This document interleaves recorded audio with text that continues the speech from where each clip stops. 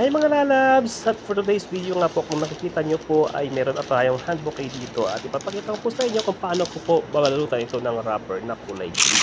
So ayun nga guys, ang flowers na yan ay meron tayong stargazer, gypsophila na kinlayan ko ng kulay pink at yung ating crest. Kung tawagin natin sa Pilipinas ay mumps. Ito naman yung ang pambalot natin na ginagamit dito ay kulay light green kasi malapit na po dito ang Saudi Day na naman dito sa Saudi Arabia. So, ganyan na po ako magbalot ng ating hand bouquet na yan at ito po ang ating hand bouquet. So, yan man guys at ito itutuloy ko na po at lalagyan ko na rin po siya ng ribbon na kulay white kasi ito yung bagay sa kanyang ay pinaikot tayo na pagpapaikot-ikot sa'yo ng jowa mo.